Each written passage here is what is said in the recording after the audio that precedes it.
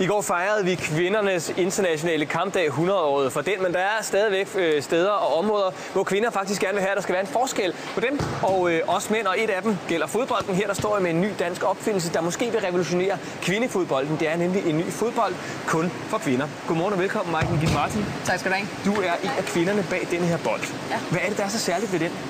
Altså, den er mindre, og den vejer mindre, og den er lidt mere mættet i materialerne. Og i virkeligheden er den skabt til at være perfekt til en kvinde. Den er forskningsmæssigt udregnet til at passe til vores fod og vores vægtstørrelse. Ja, og hvorfor er det, den er det? Altså, hvorfor er det ikke fint nok? Fordi fodbold er jo en sport, der er ens for mænd og kvinder. Hvorfor er det ikke nok at have den samme bold? Altså, man kan sige, vi er mindre i fysikken, så derfor giver det mening på samme måde, som man har gjort i håndbold og basketball, hvor man jo også har tilpasset en bold til kvinder. Så har man bare ikke gjort det i fodbold lige nu. Og det gør vi så nu. Og hvad er det, det kommer til at betyde? For man kan sige, at den her bold, den er endnu ikke godkendt på international plan. Det vender vi tilbage til om lidt. Den bliver brugt på dispensation af DBU i Danmark lige pt. Ja. Hvad er det, den betyder for spillet? Altså, den gør det hurtigere. Det er klart sjovere for spillerne at spille. De ser bedre ud. Altså, de kan sparke længere og hurtigere. Hele bevægelsesspillet bliver hurtigere. Pasningerne bliver hurtigere. Så hurtigere og mere attraktivt. Og så vil jeg så også sige meget mere sikkert spil. Altså en mindre bold, færre skader. Ja, og det her, det er jo ikke sådan en bold, som man bare tænker, nå jo, altså det ligner en fodbold, den er fuldkommen ligesom alle de andre, den er bare lidt mindre. Det har faktisk taget enormt lang tid at finde ud af præcis, hvordan den skulle se ud, hvordan den skulle være i materialerne, hvordan den skulle flyve i luften. Hvad er det for noget arbejde, der ligger bag det her? Altså det ligger jo flere års forskningsarbejde bag det, og snak med et hav af spillere i alle aldre på forskellige niveauer for at finde ud af, hvad der egentlig skulle til.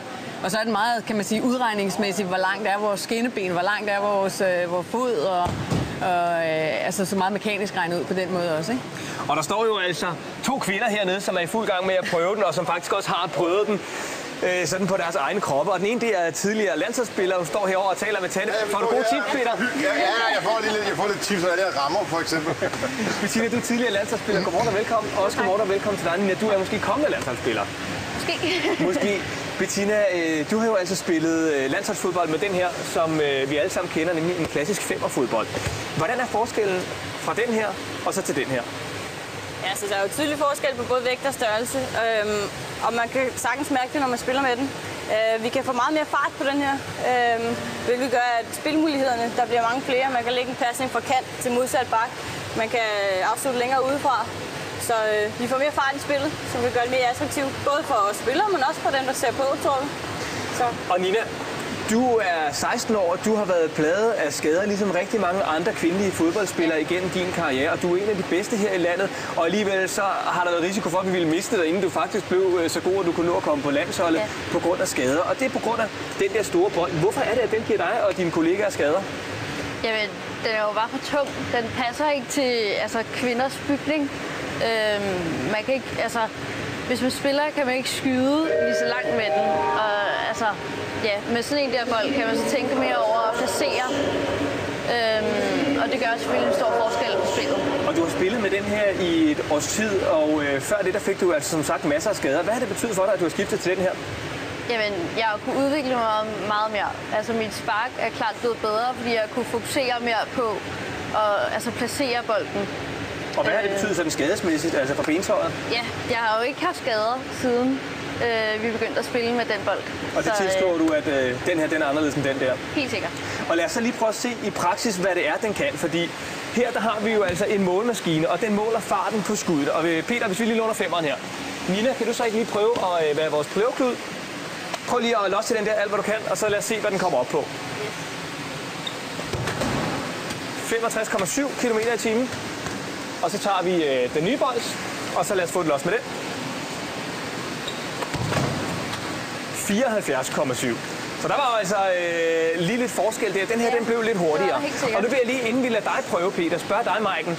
Det her, er det så ikke snyd? Altså, nu får pigerne lige pludselig en fordel i forhold til mændene. Ja, de får vel i virkeligheden de samme betingelser. Fordi femmeren passer vel egentlig meget godt, tænker jeg. Nogen har regnet den ud, passer meget godt til mændene. Og så har vi bare, kan man sige, mekanisk regnet ud, hvad passer egentlig godt til kvinderne. Så jeg tænker, det er egentlig fornuftig ligestilling. Ja, og det der rent faktisk sker, det er så også, at man har regnet det sådan nogenlunde ud, at kan man sige, den fordel kvinderne får ved at bruge den her bold, det betyder, at de faktisk bare kan sparke lige så hårdt, som mændene kan, men med deres større bold. Ja, fuldstændig. Og Peter, lad os lige se, hvor langt du kan komme op med den der. Nu kommer jeg op på 74,7. Nu kommer jeg under pres her jo, men det er jo også en kommende landsholdsspiller jo, ikke? Altså, det er jo det, vi har. Tak skal du have, Morten. Nej, det var flot. Men Peter, så prøv lige at tage den lille der, og så lad os se, hvor højt du kan få hugget den.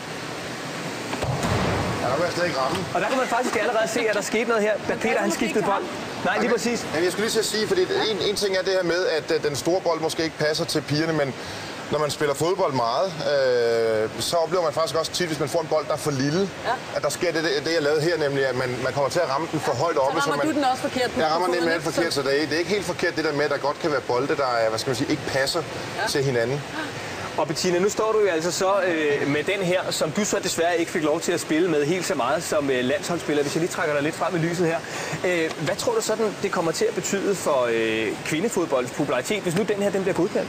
Jamen altså, jeg tror jo på, at ved at man øger hastigheden i spillet og skaber flere spilmuligheder, at vi kan gøre det endnu mere attraktivt at se på. Og forhåbentlig så kan vi måske få lidt mere medieinteresse og interesse fra sponsorer osv., som kan være med til at fremme kvindefodbold. Det håber jeg i hvert fald. Ja, Maiken, det her det er jo altså ikke kun et håb om at få udbredt den her bold til et par provinsklubber sådan på Sjælland og i Jylland. Den her, den skal internationalt. Hvad er planerne med den? Altså planen lige nu, det er, ligesom jeg siger, nu har vi tilladelse til at spille med den i alle U18-rækkerne i Danmark, og det er selvfølgelig, at vi skal op på seniorplanet også på en fornuftig måde, for det er femmerbolden, vi vil af med i kvindefodbold. Den passer simpelthen ikke til os. Og så har vi snakket med det skotske og det svenske og det norske og det tyske fodboldforbund, og har nogle snakke rundt omkring i forhold til, hvordan vi får implementeret bolden rundt i deres forbund. Og så har vi haft den første rigtig seriøse, fine snak med FIFA, som viser sig at være mindre pamperagtig, tror jeg, end jeg havde forventet. Meget progressiv faktisk i hele den der snak om en bold til kvinder. Ja, så kan det jo altså være, at den her den kommer til at ligge på pletten, når der bliver spillet VM for kvinder. Tusind tak for besøget, og held og lykke med det. Og Bettina, vi skal også lige se en tidligere landsholdsspiller låse til den. Kan vi ikke det? Kom så. Giver du den en over nakken? Og så slukker vi kameraet, så skyder jeg nemlig, og imens går vi op til dig, Ida. Sådan, det skal